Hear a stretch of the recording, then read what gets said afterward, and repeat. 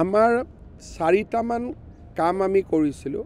এটা হৈছিল চৰকাৰী অফিচবিলাকত আমি স্মাৰ্ট মিটাৰ লগাইছিলোঁ, নাম্বাৰ 1। এতিয়া আমাৰ চৰকাৰী অফিচত মেনুৱেল মিটাৰ নাই, স্মাৰ্ট মিটাৰ আমি লগাওঁ।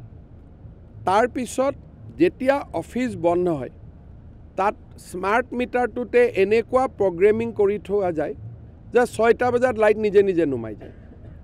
মেনুৱেলততো আমি প্ৰগ্ৰেমিং কৰিব নোৱাৰোঁ, কিন্তু যেনেকৈ ইলেক্ট্ৰিচিটি বোৰ্ডে ষ্ট্ৰীট লাইট দিলে ৰাতিপুৱা বন্ধ হৈ যায়, তেনেকৈ এতিয়া স্মাৰ্ট মিটাৰত প্ৰগ্ৰেমিং কৰা আছে যে ইয়াক আমি 6টা বজাত বন্ধ কৰি দিব পাৰোঁ বা 7টা বজাত আমি বন্ধ কৰি দিব পাৰোঁ। প্ৰত্যেকটো যিমান অসমত স্কুল আছে, এতিয়া চব স্কুলত 4টা বজাত ইলেক্ট্ৰিচিটি নিজে নিজে বন্ধ হৈ যায়। তৃতীয়তে, মন্ত্ৰী আৰু বিষয়াসকলে নিজৰ ইলেক্ট্ৰিচিটি বিল নিজে দিয়ে। মই 60,000 টকা ইলেক্ট্ৰিচিটি বিল এতিয়া মই নিজে দিওঁ। এই গোটেইবিলাক কাৰণত যোৱা 9 মাহত আমি 33 কোটি টকা আমি চৰকাৰৰ বচাইছোঁ।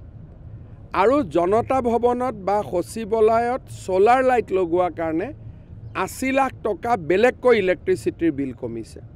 অৰ্থাৎ আমি বহুতবিলাক ইলেক্ট্ৰিচিটিৰ লগত জড়িত টকা আমি ৰাজ্যত ছেভিংছ কৰিব পাৰিছোঁ। 9 মাহত আমি 220 কোটি টকা ইলেক্ট্ৰিচিটি বোৰ্ডক দিছিলোঁ। এইবাৰ আমি 178 কোটি টকা নে কিমান, প্ৰায় 33 কোটি টকা আমি কম দিছোঁ।